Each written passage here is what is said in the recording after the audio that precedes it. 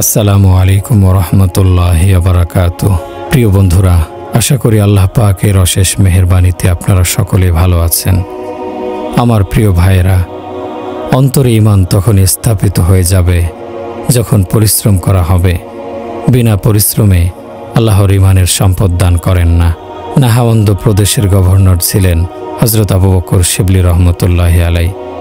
Governor পদ থেকে পদত্যাগ করে হযরত জুনায়েদ বাগদাদী রহমতুল্লাহি আলাইহির নিকটে এলেন। তাকে বললেন, আল্লাহ আপনাকে যে সম্পদ দিয়েছেন আমাকে কিছুটা দান করুন, হয়তো বিনামূল্যে দিন অথবা মূল্য নিয়ে দিন।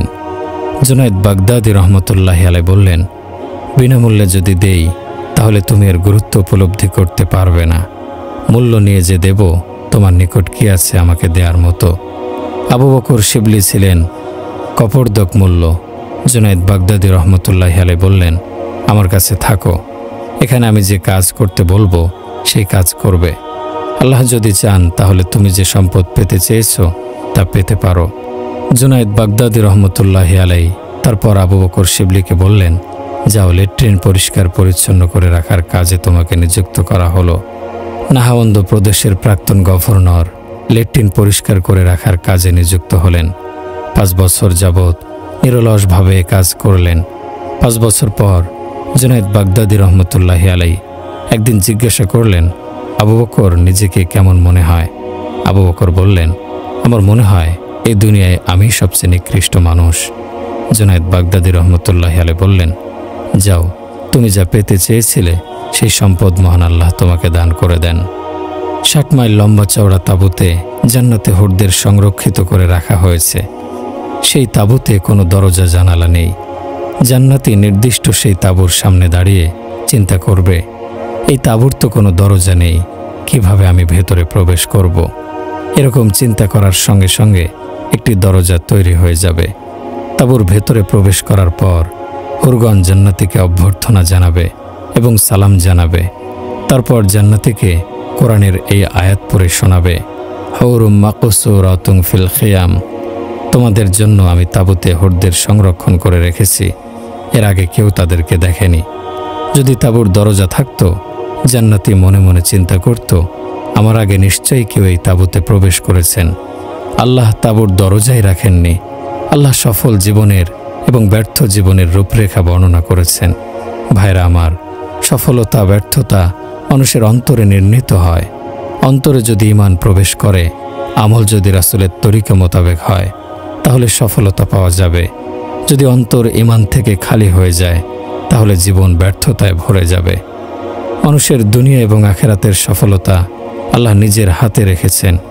দিনের অনুসরণে রয়েছে সফলতা, আর দিনের বিরোধিতায়, দিনকে উপেক্ষা করায় রয়েছে ব্যর্থতা। দিন কিভাবে আসবে? দিন আসবে ঈমানের নূরের মাধ্যমে। এলেম বা জ্ঞানের দ্বারা দিন আসবে, কিতাব পাঠ করে দিন আসবে না। দোকানে বসে দিন আসবে না, কিতাব শুধু পথ দেখিয়ে দেবে। ঈমানের নূর দ্বারা দিনের পথে চলতে হবে। গাড়ির জন্য ঈমানের নূর হচ্ছে পেট্রোলের মতো। গাড়ি ভালোভাবে না চললে বুঝতে হবে পেট্রোলের ঘাটতি রয়েছে। দিনের উপর চললে এই দিন আমাদেরকে জান্নাতে পৌঁছে দেবে, দোজখ থেকে রক্ষা করবে। ঈমানের মাপকাঠি অনুযায়ী দিন আসবে। যারা অনেক বই পড়ে, কিতাব পড়ে, তাদের মনে এক রকমের আত্মবিশ্বাস হয় যে আমরা তো অনেক কিছু জানি, অনেক পড়েছি। কিন্তু ভেবে দেখুন তো, সাহাবায়ে কেরাম তো কোনো কিতাব পাঠ করেননি। আমলের মাধ্যমে তারা দুনিয়ার মানুষের নেতা হয়েছেন। ঈমানের জন্য যারা পরিশ্রম করবে, আল্লাহ তাদের অন্তরকে আলোকিত করবেন। স্ত্রী, সন্তান, চাকরি, ব্যবসা ইত্যাদি কাজে ব্যস্ততার আগেই অন্তরে ঈমানের নূর গ্রহণ করতে হবে। কারো হার্ট অ্যাটাক হলে তাকে সব কাজ থেকে দূরে রাখা হয়। কোনো কাজেই তাকে সময় দিতে হয় না। বিছানায় বসে পেশাব করতে হয়। তাকে কেউ দৈনন্দিন কাজের ব্যস্ততার কথা মনেও করিয়ে দেয় না। যার হার্ট অ্যাটাক হয়েছে তিনি সকল দায়িত্ব থেকে মুক্তি পান। তিনি বলেন, আগে তো আমার জীবন, আগে তো সুস্থতা, তারপর অন্য কিছু। ঠিক একইভাবে ঈমান হচ্ছে সুস্থ মানুষের অগ্রাধিকার। ঈমান থাকলেই অন্য সব কিছু পর্যায়ক্রমে আসবে। একজনকে প্রশ্ন করা হলো, আপনি শূকরের গোশত খান না কেন? তিনি বললেন, কেননা আমি মুসলমান। তারপর প্রশ্ন করা হলো, ঘুষ কেন খান? জবাব দিলেন, সংসার চলে না, এ কারণে ঘুষ খাই। শূকরের গোশত এবং ঘুষের অর্থের মধ্যে কি পার্থক্য? আল্লাহ সুদ নিষিদ্ধ করেছেন, সুদের মাধ্যমে উপার্জনকেও নিষিদ্ধ করেছেন। রাসূলুল্লাহ সাল্লাল্লাহু আলাইহি ওয়াসাল্লাম বলেছেন, 3 জন লোকের সঙ্গে আল্লাহ রোজ কিয়ামতে কথা বলবেন না। আবু বকর রাদিয়াল্লাহু আনহু প্রশ্ন করলেন, হে আল্লাহর রাসূল, তারা কারা? রাসূল বললেন, প্রথমত যারা অন্যের উপকার করে খোঁটা দেয়, দ্বিতীয়ত মিথ্যা কসম করে যারা পণ্য বিক্রি করে, তৃতীয়ত যে ব্যক্তি পোশাক পরিধানের সময় পায়ের গোড়ালি ঢেকে রাখে। আল্লাহ এদের কিয়ামতের দিন পবিত্র করবেন না এবং এদেরকে কঠিন শাস্তি দেয়া হবে। আমার ভাইরা, হার্ট অ্যাটাকের চেয়ে কঠিন অসুখ হচ্ছে ইমানের অসুখ। ইমান এবং আমল যাদের সঠিক হবে তারা জান্নাতে যাবে। যাদের ইমান অসুস্থ তাদের আমল হবে ত্রুটিপূর্ণ, তাদের লেনদেন হবে খারাপ, তাদের রাজনীতি হবে কলুষিত, ব্যবসা বাণিজ্য হবে সুদভিত্তিক। তাদের ইমানের ত্রুটি দূর করা প্রথম কর্তব্য। ইমানের নূর বা আলোর নিদর্শন 3টি। প্রথম নিদর্শন, দুনিয়ার প্রতি ঘৃণা। ইমানের নূরের দ্বিতীয় নিদর্শন হচ্ছে শিশু, যুবক, পুরুষ, নারী সকলের মনে জান্নাতে যাওয়ার আকাঙ্ক্ষা থাকতে হবে। তৃতীয় নিদর্শন হচ্ছে সবসময় মৃত্যুর কথা চিন্তা করতে হবে এবং মৃত্যুর জন্য প্রস্তুতি নিতে হবে। দুনিয়ার প্রতি ঘৃণা হচ্ছে অন্তরের জিনিস। বাদশা বা ফকির সবার মনে দুনিয়ার প্রতি ঘৃণা জাগ্রত হবে পরে। মাওলানা জামি ওবায়দুল্লাহ আহরারের নিকট বায়াত হওয়ার জন্য এসেছিলেন। আসার পর দেখতে পেলেন ওবায়দুল্লাহ আহরার অনেক খাদেম পরিবেষ্টিত হয়ে বসে আছেন। মাওলানা জামি মনে মনে বললেন, দুনিয়াকে বন্ধু মনে করেন ইনি কেমন সাধক। রাতে স্বপ্নে দেখেন ফেরেশতারা পাকড়াও করে হিসাব দিতে বলছেন।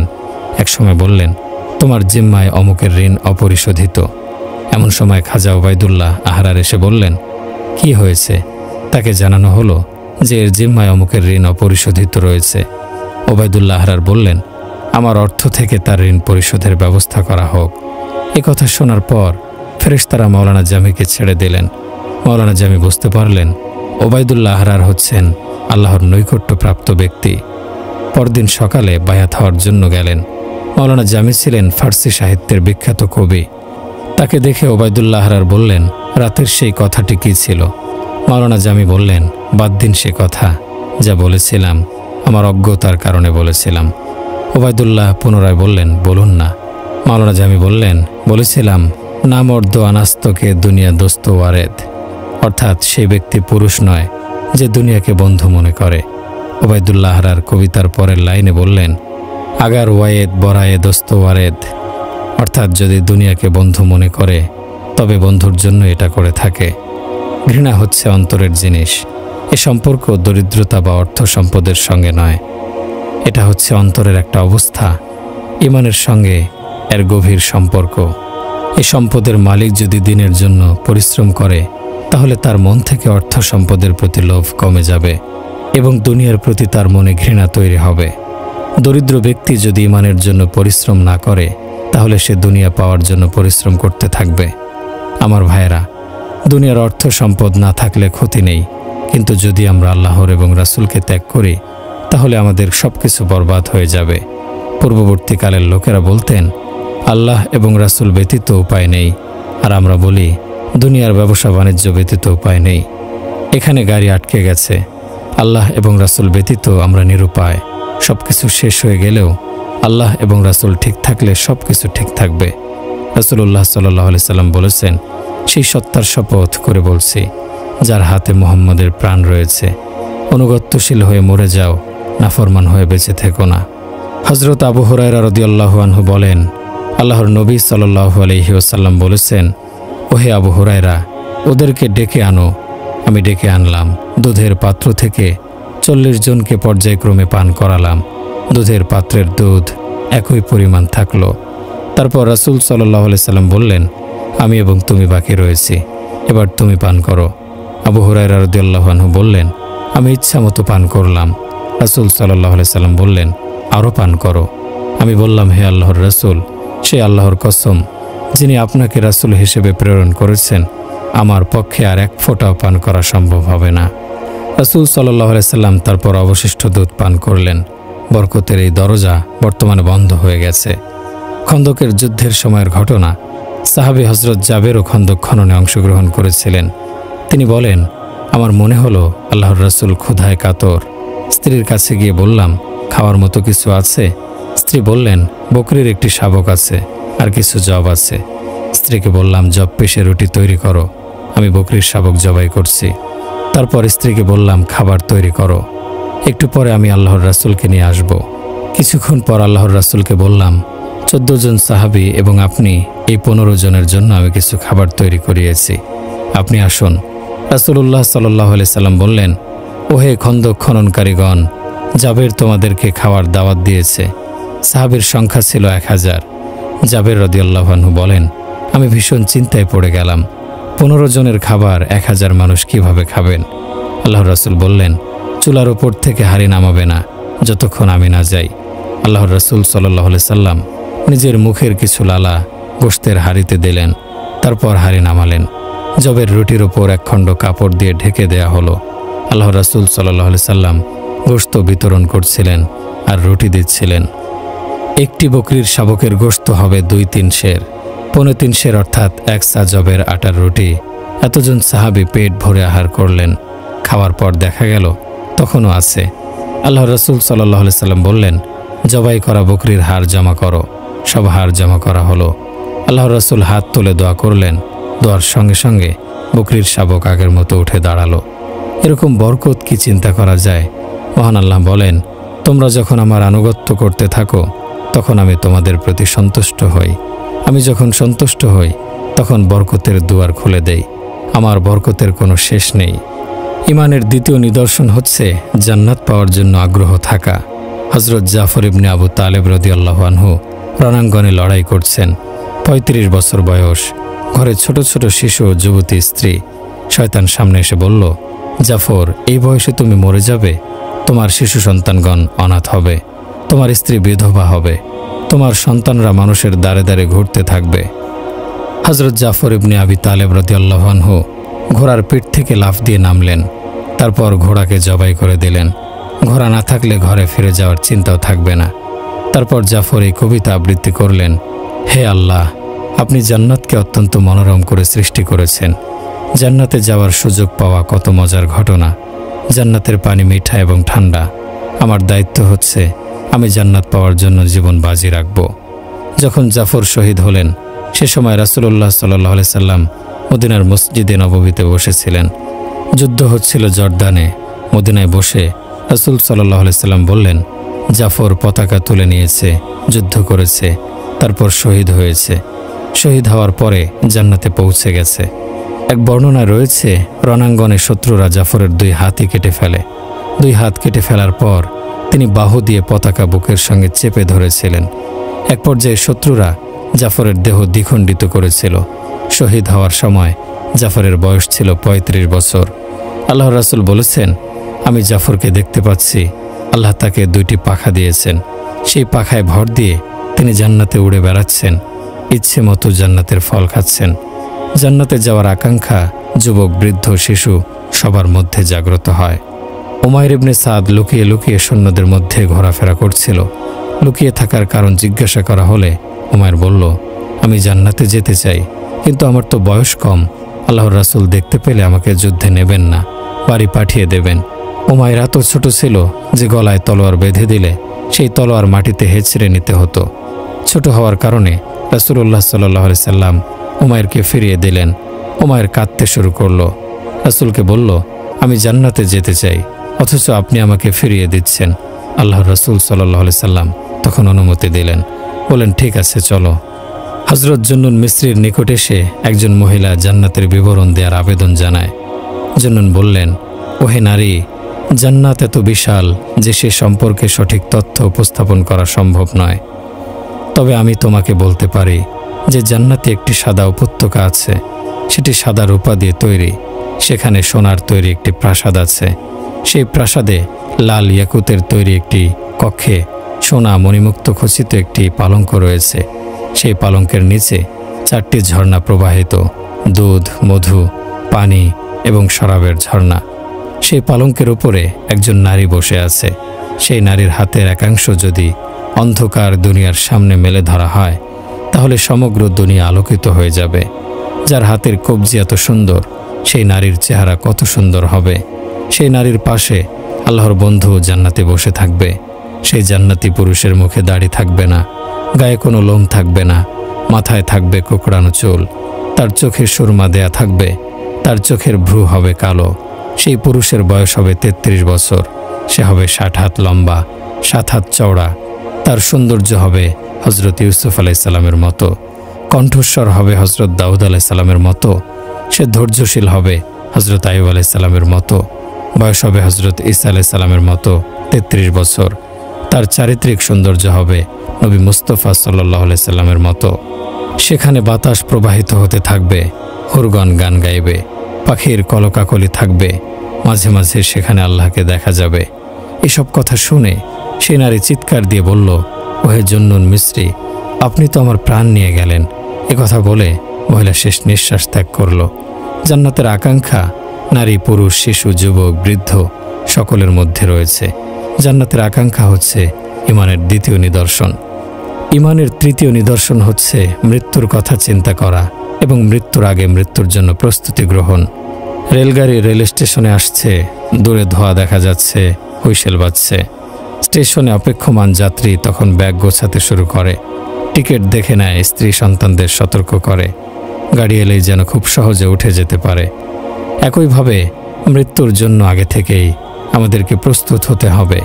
সবসময় মনে রাখতে হবে আমার গন্তব্যস্থল এবং আসল ঠিকানা হচ্ছে আখেরাত। মৃত্যুর মাধ্যমে আমাকে সেখানে যেতে হবে।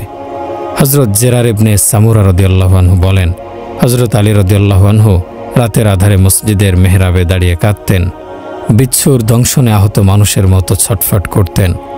অথচ রাসূলুল্লাহ সাল্লাল্লাহু আলাইহি সাল্লাম তাকে বলেছেন, হে আলী, শুনে খুশি হবে, বেহেশতে আমার ঘরের সামনে থাকবে তোমার ঘর। বেহেশতের সুসংবাদ পাওয়া সত্ত্বেও হজরত আলী রাদিয়াল্লাহু আনহুর মনে মৃত্যুর ভয় এবং আল্লাহর সামনে উপস্থিত হয়ে জবাব দেওয়ার ভয় ছিল প্রবল। দুনিয়াকে সম্বোধন করে হজরত আলী রাদিয়াল্লাহু আনহু বলতেন, হে দুনিয়া, আমি তোমার সঙ্গে সম্পর্ক ছিন্ন করেছি, তোমাকে 3 তালাক দিয়েছি। তারপর হজরত আলী রাদিয়াল্লাহু আনহু বলতেন, হে আমার আল্লাহ, আমি কি করব? আমার সফরের পথ দীর্ঘ, অথচ আমার পাথেও নেই। আমাকে একাকী দীর্ঘ পথ পাড়ি দিতে হবে। আমার ভাইরা, ভেবে দেখুন, যিনি দুনিয়ায় বেহেশতের সুসংবাদ পেয়েছিলেন, সেই হজরত আলী রাদিয়াল্লাহু আনহু বলছেন তার কাছে পাথেও নেই। এমত অবস্থায় আমার আপনার অবস্থা কেমন হবে? আল্লাহর সামনে উপস্থিত করার মতো কোনো আমল আমাদের আছে কি? দিনের আলোয় রাতের আধারে আমরা যেসব নেক আমল করছি, সেসব কি মহান আল্লাহর দরবারে কবুল হচ্ছে? আমার মুহতারাম ভাই ও বুজুর্গগণ, মানুষ হচ্ছে মহান আল্লাহর সর্বশ্রেষ্ঠ সৃষ্টি। আল্লাহর আনুগত্যের মাধ্যমে মানুষ এই শ্রেষ্ঠত্বের পরিচয় প্রকাশ করে। আল্লাহর অবাধ্যতায় তারা নিকৃষ্ট সৃষ্টিতে পরিণত হয়। মানুষকে আল্লাহ পরীক্ষা করার জন্য সৃষ্টি করেছেন। কোরআনে বলা হয়েছে, লিয়াবলুয়াকুম আইয়ুকুম আহসানু আমালা, যাতে করে আল্লাহ বুঝতে পারেন কে উত্তম আমল করছে। রাসূলুল্লাহ সাল্লাল্লাহু আলাইহি সাল্লাম বলেছেন, 1 দিরহামের সওয়াব 1 দিরহামের চেয়ে বেশি হয়ে যায় যদি সেই ব্যক্তি তার মোট সম্পদের 2 দিরহাম থেকে 1 দিরহাম দান করে। এতে তার অর্ধেক সম্পদ দান করা হয়। অন্যদিকে একজন কোটিপতি তার সম্পদের 1/4 1 লাখ দিরহাম দান করল। রোজ কিয়ামতে আল্লাহ উভয়ের দান ওজন করবে। এতে যে ধনী 1 লাখ দিরহাম দান করেছে, তার চেয়ে 2 দিরহামের মালিকের 1 দিরহামের দানের ওজন বেশি হবে। তবুক যুদ্ধের সময় আল্লাহর রাসূল সাল্লাল্লাহু আলাইহি সাল্লাম সাহাবাদের নিকট অর্থ সাহায্যের অনুরোধ করেন। হযরত ওমর রাদিয়াল্লাহু আনহু সমুদয় সম্পদের অর্ধেক নিয়ে আসেন। অন্যদিকে হযরত আবু বকর রাদিয়াল্লাহু আনহু তার সব সম্পদ নিয়ে আসেন। হযরত ওমরের অর্ধেক সম্পদ পরিমাণে বেশি হওয়া সত্ত্বেও হযরত আবু বকর রাদিয়াল্লাহু আনহু রাসূলের নিকট শ্রেষ্ঠ দানশীলের খেতাব পান। কারণ আল্লাহর রাসূল সাল্লাল্লাহু আলাইহি সাল্লাম যখন আবু বকরকে জিজ্ঞাসা করেন, পরিবারের জন্য কি রেখে এসেছেন, আবু বকর রাদিয়াল্লাহু আনহু বললেন, তাদের জন্য আল্লাহ এবং তার রাসূলকে রেখে এসেছি। এ ঘটনায় হযরত আবু বকর রাদিয়াল্লাহু আনহুর ইখলাস প্রমাণিত হয়েছে।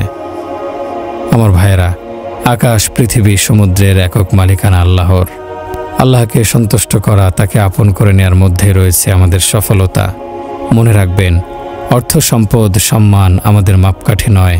আমাদের মর্যাদাবান হওয়ার জন্য ডাক্তার হতে হবে, অঢেল অর্থ সম্পদের মালিক হতে হবে, এটা জরুরি নয়।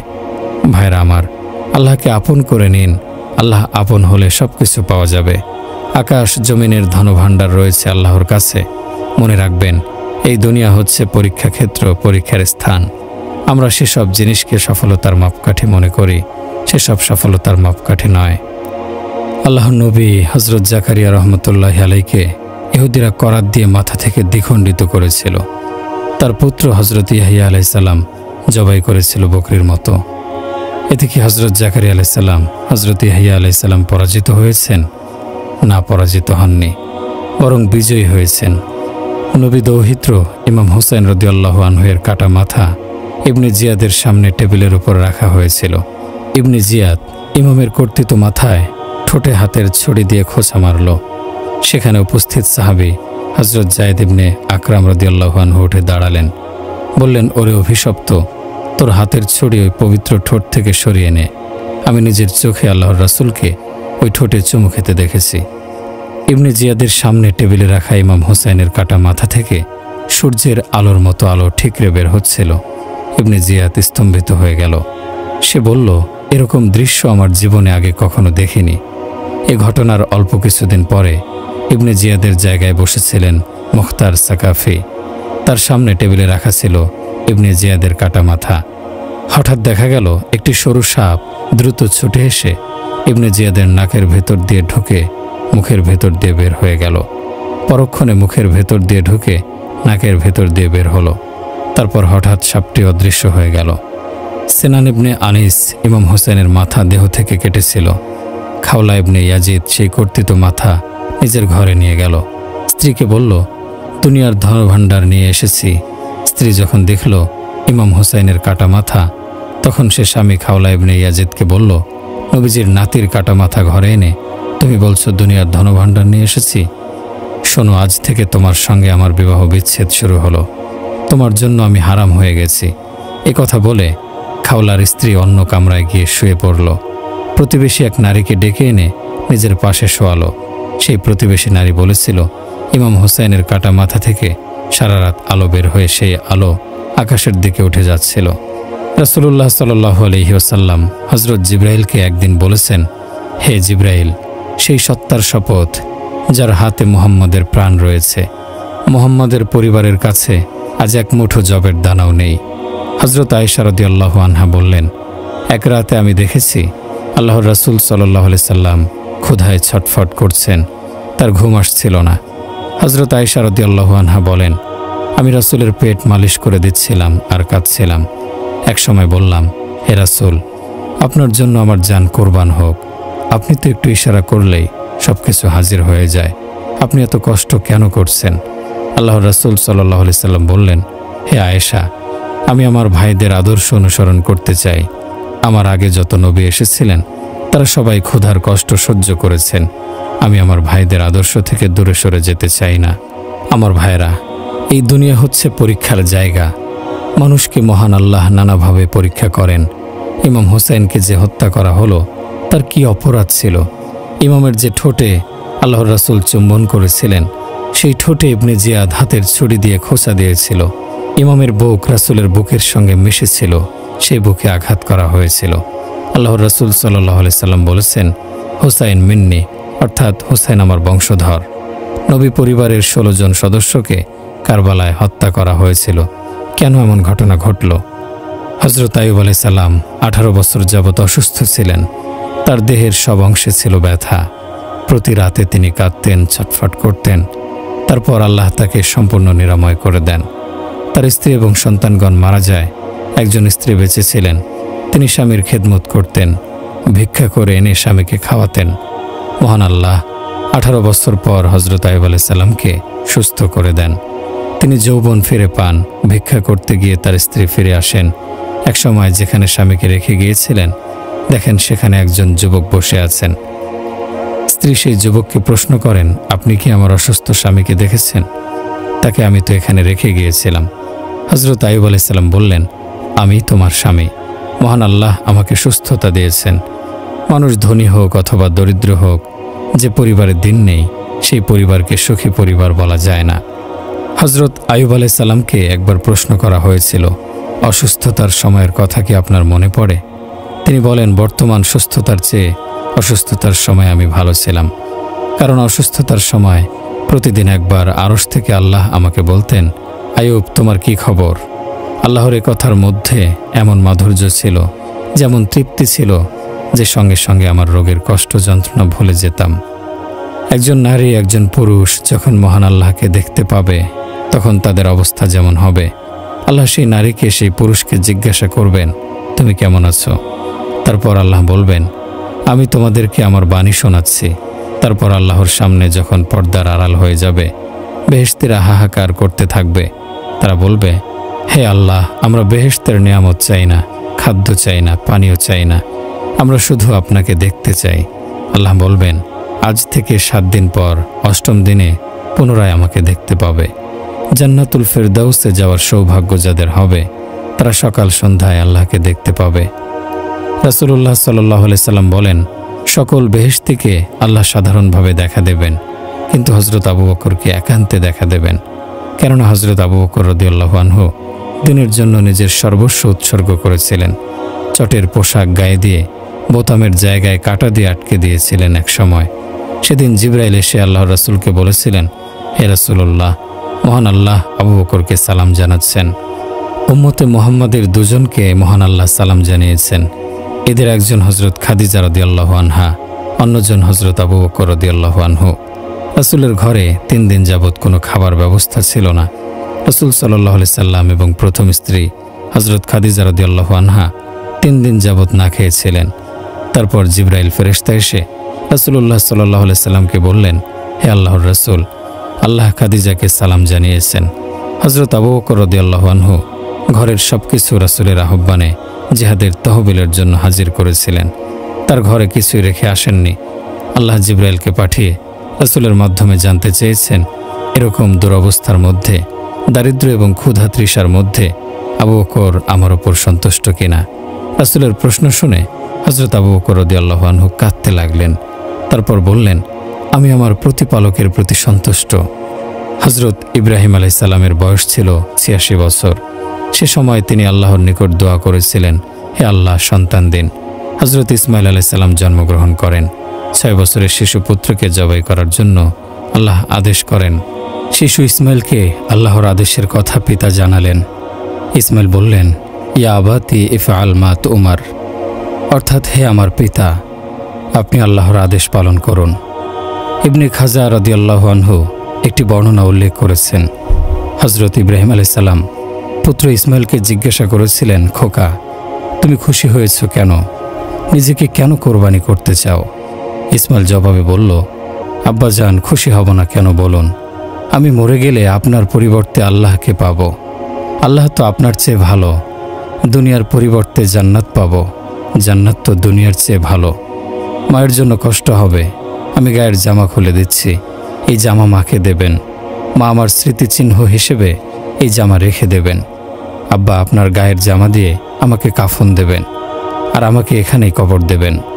আব্বা আমার হাত পা বেঁধে দিন। তারপর হযরত ইব্রাহিম আলাইহিস সালাম নিজের পাগড়ি দিয়ে পুত্রের হাত পা বেঁধে দিলেন। তারপর ইসমাইলকে উপর করে শোয়ালেন। ইসমাইলকে শোয়ানোর পর হযরত ইব্রাহিম আলাইহিস সালাম আকাশের প্রতি তাকিয়ে বললেন, হে আমার প্রতিপালক, আপনি যদি আমার প্রতি নারাজ হয়ে থাকেন, তাহলে পুত্র ইসমাইলের কোরবানিতে আমার প্রতি রাজি হন। আপনি যদি আমার পরীক্ষা নিতে চান, তবে এই পরীক্ষায় আমাকে পাশ করিয়ে দিন। হযরত ইব্রাহিমের কথা শুনে 7 আসমানের ফেরেশতারা হাহাকার করে উঠেছিল। তারা কেঁদেছিল।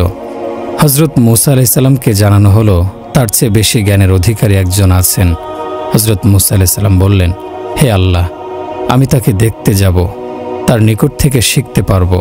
আল্লাহ জানিয়ে দিলেন, মূসা, একটি মাছ ভুনা করে সঙ্গে নাও। তারপর এই মাছ যেখানে জীবিত হয়ে নদীতে নেমে যাবে, সেখানে সেই জ্ঞানী ব্যক্তির সন্ধান পাবে।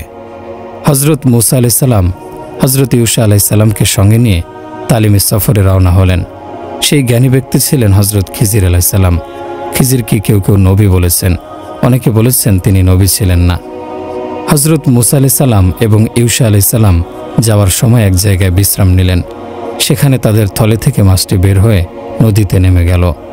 বিশ্রাম শেষে আরও অনেক পথ অগ্রসর হলেন। ক্ষুধা পাওয়ার পর হযরত মূসা আলাইহিস সালাম মাছ খেতে চাইলেন, কিন্তু মাছ পাওয়া গেল না। পরে পুনরায় পেছনে সেই জায়গায় গেলেন যেখানে উভয়ে বিশ্রাম নিয়েছিলেন। সেখানে যাওয়ার পর হজরত খিজিরকে পেলেন। হজরত মুসা আলাইহিস সালাম খিজিরের ছাত্র হতে চাইলেন। খিজির বললেন, আপনি তো আমার সঙ্গে ধৈর্য ধারণ করতে পারবেন না। হজরত মুসা আলাইহিস সালাম ধৈর্য ধারণ করবেন কথা দিলেন। খিজির বললেন, আমাকে কোনো ব্যাপারে প্রশ্ন করতে পারবেন না, আমি যখন বলে দেয়া প্রয়োজন মনে করব তখন বলে দেব। মুসা আলাইহিস সালাম রাজি হলেন। তারপর উভয়ে চলতে লাগলেন। এক জায়গায় মুসা আলাইহিস সালাম খিজির উভয়ে একটি নৌকা দিয়ে নদীর পার হলেন। তারপর তীরে গিয়ে খিজির আলাইহিস সালাম নৌকার মাঝিকে পারিশ্রমিক দিলেন না, উপরন্তু তার নৌকাটি ছিদ্র করে দিলেন। মুসা আলাইহিস সালাম বললেন, এটা আপনি কি করলেন? নৌকাটি ছিদ্র করে দিলেন। খিজির আলাইহিস সালাম বললেন, আমি তো আগেই বলেছি আপনি আমার সঙ্গে ধৈর্য ধারণ করতে পারবেন না। মুসা আলাইহিস সালাম ক্ষমা চাইলেন এবং বললেন, আর ভুল হবে না। কিছু দূর যাওয়ার পর এক বাড়িতে খিজির আলাইহিস সালাম কিছু খাবার চাইলেন, কিন্তু পেলেন না। ওদের বাড়ির একটি ঝুঁকে পড়া দেয়াল খিজির আলাইহিস সালাম হাত লাগিয়ে সোজা করে দিলেন। মুসা আলাইহিস সালাম বললেন, ওরা কিছুই খেতে দিল না, অথচ আপনি ওদের ঝুঁকে পড়া দেয়াল মেরামত করে দিলেন। খিজির আলাইহিস সালাম বললেন, এবার যান, আপনার আমার পথ আলাদা হয়ে গেছে। হজরত মুসা আলাইহিস সালাম নিজের ভুল স্বীকার করলেন, ক্ষমা চাইলেন। তারপর পুনরায় উভয়ে চলতে লাগলেন। এক জায়গায় হজরত খিজির আলাইহিস সালাম একটি বালককে মেরে ফেললেন। মুসা আলাইহিস সালাম বিরক্ত হয়ে বললেন, এটা আপনি কি করলেন? একটি নির্দোষ বালককে মেরে ফেললেন। খিজির আলাইহিস সালাম বললেন, আপনার সঙ্গে আমার একত্রে সফর করা আর সম্ভব নয়, আপনি বিদায় নিন। যাওয়ার আগে জানিয়ে রাখি, আমি যে নৌকা ছিদ্র করেছি সেটা আল্লাহর আদেশে করেছি। ঝুঁকে পড়া দেয়াল মেরামত আল্লাহর ইচ্ছায় করেছি। যে বালকটিকে মেরেছি সেটাও আল্লাহর ইচ্ছায়। মনে আছে কি, আপনিও এক মিশরীকে মেরে ফেলেছেন, সেখানেও আল্লাহর ইচ্ছার প্রতিফলন ছিল। দেওয়াল মেরামত করেছি দেখে আপনি বিরক্ত হয়েছেন। আপনি যখন নবী শুআয়ব আলাইহিস সালামের মেয়েদের বকরিদের পানি পান করিয়েছিলেন, সে সময় কি সে কাজের জন্য তাদের নিকট রুটি খেতে চেয়েছেন? চাননি। সেখানেও ক্ষুধা ছিল। আমার দেয়াল মেরামতের আগেও ক্ষুধা ছিল। আপনি যে কাজ করেছেন সেটা যেমন আল্লাহর ইচ্ছায় করেছেন, আমি যা করেছি সেটাও আল্লাহর ইচ্ছায় করেছি।